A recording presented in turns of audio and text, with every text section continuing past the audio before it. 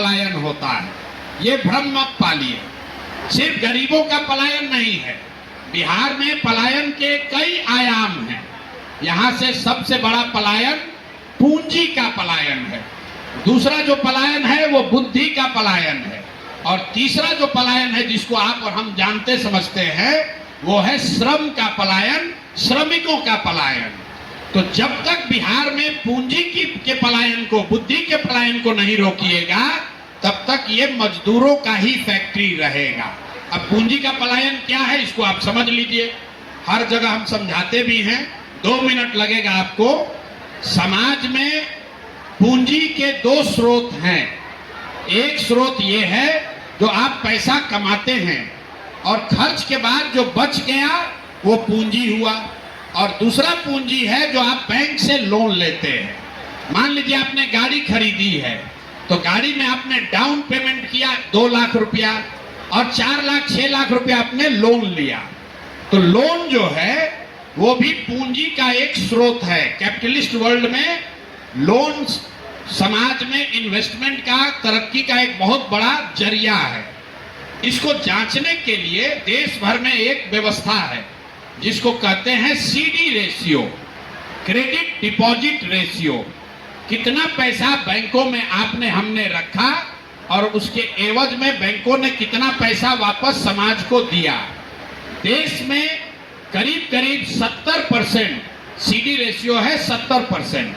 मतलब अगर आप 100 रुपया देश के लोगों ने बैंक में रखा तो बैंकों ने 70 रुपया ऋण के तौर पर आपको हमको वापस किया, ताकि आपने घर बनाएं, आप गाड़ी खरीदें, बिजनेस व्यापार करें, खेती करें, बच्चे को पढ़ाएं, जिस कारण से भी आप लोन लें, वो सब कुछ आता है वैसी क्रेडिट डिपॉजिट रेशियो में। तो पूरे देश में सीडी रेशियो है 70 और बिहार में सीडी रेशियो है 40। इसका असर क्या होता है?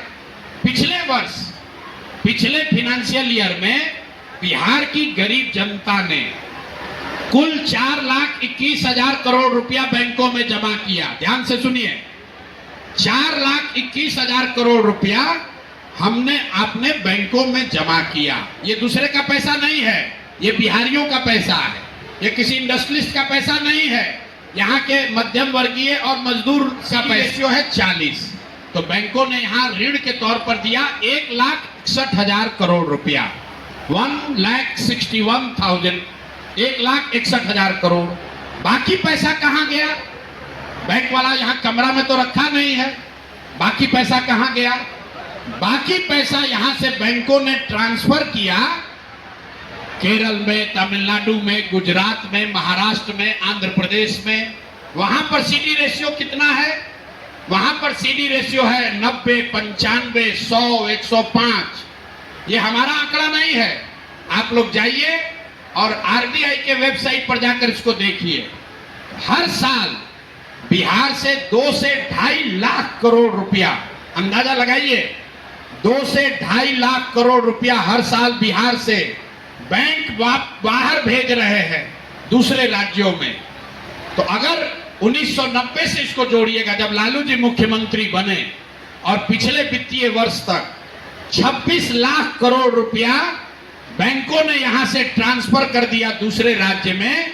आप अंदाजा लगाइए कि अगर 26 लाख करोड़ रुपया बिहार में इन्वेस्ट होता तो कितने ज्यादा घर बने होते, कितने ज्यादा लोगों ने गाड़ियां खरीदी होती, कितने ज्यादा दुकान, बड़े दुकान बन गए होते, कितने ज्यादा छोटे व्यापारी बड़े व्यापारी हो गए होते। तो जन सुराज पलायन रोकने के लिए, एम्प्लॉयमेंट के लिए 3 बात कह रहा है। पहला कि बिहार के क्रेडिट डिपॉजिट रेशियो को राष्ट्रीय औसत के बराबर कर दिया जाए, और उसको करने के लिए कुछ नहीं करना है, बैंकों के साथ मिलकर काम करना है। पहले से कमेटी है देश के स्तर पर, हर 15 दिन पर इसका रिव्यू होता है, फिनांस मिनिस्टर उसमें बैठते हैं। बिहार राज्य के स्तर पर मुख्यमंत्री के चेयरमैनशिप में कमेटी है, लेकिन जैसे यहाँ का दरोगा, टीचर, डॉक्टर, सिपाही मुख्यमंत्री की बात नहीं मान रहा है, उसे बैंक वाला भी नहीं मान रहा है।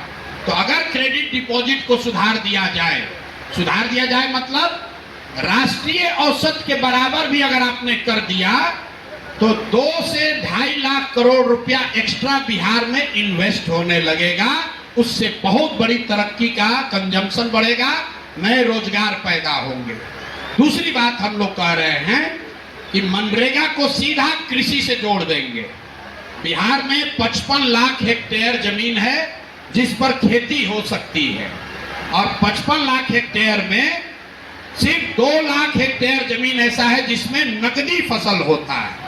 बाकी सारे जमीन में यहाँ धान, गेहूं, मकई होता है।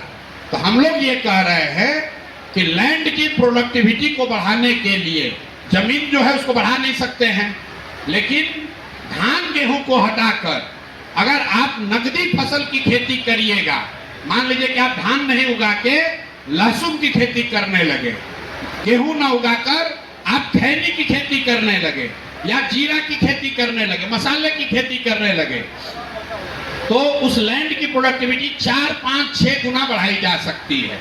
उसके लिए किसानों को 2 ही दिक्कत है, एक तो मजदूर नहीं है। तो हम लोग ये कह रहे हैं कि मनरेगा को सीधा कृषि से जोड़िए, और जो भी किसान फूड ग्रेन को छोड़कर नकदी फसल की खेती करेगा उसको मनरेगा के तहत मजदूर मुफ्त में दिया जाएगा। उसका फायदा क्या होगा कि जितने कृषि आधारित मजदूर हैं जो पंजाब हरियाणा जा रहे हैं उनको वहां जाने की जरूरत नहीं है, यहाँ पर उतने मजदूरी के अवसर पैदा हो जाएंगे। दूसरा फायदा ये होगा कि मनरेगा में हो रही चोरी बंद हो जाएगी, क्योंकि आप किसान हैं, आपको 4 मजदूर मिला, आप उससे काम कराइएगा। अभी तो सिर्फ गड्ढा खोदता है पेपर पर और फिर बिल निकालता है। तीसरा इसका फायदा जो सबसे बड़ा है कि हम लोग मनरेगा के तहत जो पैसा दिल्ली में सरेंडर कर रहे हैं उस पैसे को हम लोग ले पाएंगे। आप में से बहुत कम लोग जानते होंगे, पिछले साल बिहार में मनरेगा का यूटिलाइजेशन है 39%, देश में सबसे कम। आप जरा समझिए, जिस राज्य में सबसे ज्यादा मजदूर बाहर जा रहा है वहां पर मनरेगा का यूटिलाइजेशन है 39%। मतलब 100 रुपया अगर हम और आप दिल्ली से ला सकते थे, 60 रुपया तो दिल्ली में ही सरेंडर कर दिया। जो 39-40 रुपया आया उसमें 40% कमीशन खा गया।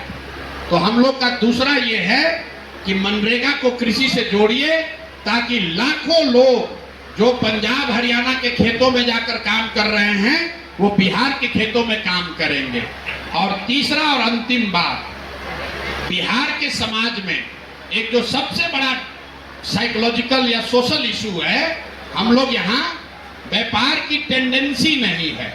और अगर बहुत नीचे अंदर जाकर आप समझने की कोशिश कीजिएगा तो लोग यहाँ मूलधन से ज्यादा ब्याज से डरते हैं। किसी से पूछिएगा लोन लेना है, कहेगा बाप रे बाप बहुत कर्जा, बहुत ब्याज बहुत लगता है। गुजरात के मुकाबले, आंध्र प्रदेश के मुकाबले बिहारी जो लोग हैं लोन घर बनाने के लिए लेता है, या फिर बेटी के शादी के लिए लेगा, या बच्चे को पढ़ाने के लिए लेगा। बिजनेस व्यापार करने के लिए लोग लोन नहीं लेना चाहते। तो इस चीज को सुधारने के लिए, क्योंकि ये इंटरजेनरेशनल है, 100 साल 2 साल से ये प्रवृत्ति बन गई है, इसके लिए जनसुराज ये कह रहा है कि अब आगे से जनसुराज की व्यवस्था बनी तो आपको 12% नहीं, 10% नहीं, 4% पर ब्याज पर ही पैसा मिलेगा, ताकि लोग ज्यादा पैसा लोन ले, रोजी रोजगार तरक्की करें। इसका क्या फायदा होगा? इसका फायदा ये होगा कि सिर्फ बजट से 6000 करोड़ रुपया का प्रावधान होकर दिया जाए। ध्यान दीजिए, 6000 करोड़ रुपया अगर 3 लाख करोड़ के बजट में 6000 करोड़ रुपया का प्रावधान कर दिया जाए तो 1 लाख करोड़ रुपया का क्रेडिट समाज को उपलब्ध हो जाएगा। 4% समाज देगा, 6% सरकार देगी, और 1 लाख करोड़ रुपया लोग लेंगे, बच्चे बच्चे रोजगार करने लगेंगे। सरकारी नौकरी, जो लोग भी ये समझते हैं, हमने आपको जो योजना बताई, योजना के साथ साथ आपको इसका फंड भी बताया कि पैसा कहां से आएगा, कैसे आएगा। जो पढ़ाई का पैसा है 60,000 करोड़ रुपया अभी खर्च हो रहा है, उसको हम लोग 3 भाग में बांटेंगे। 1/3 पैसा नई विश्व स्तरीय व्यवस्था बनाने के लिए, 1/3 पैसा बच्चों को प्राइवेट स्कूल में भेजने के लिए, और एक बचा हुआ पैसा जो है वो अभी की व्यवस्था को चलाने के लिए।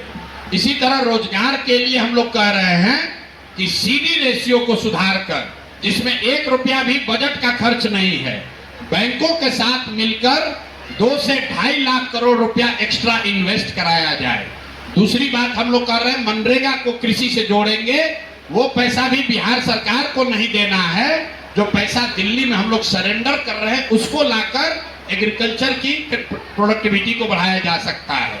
तीसरी बात हम लोग कह रहे हैं कि 4% ब्याज पर अगर आपको पैसा मिलने लगे तो बहुत सारे युवा, बहुत सारी महिलाएं रोजी रोजगार खुद से करने लगेंगी और वो होगा बजट का 2%। तो ये 3 बातें हम लोग कह रहे हैं रोजगार के लिए। और देश भर में जितने इकोनॉमिस्ट हैं उसमें कम से कम 5-7 लोग ऐसे हैं जो सहमत हैं कि अगर इन 3 बात को किया जाए तो 50 लाख से ज्यादा रोजगार के अवसर बिहार में ही पैदा किए जा सकते हैं, वो भी साल भर के अंदर।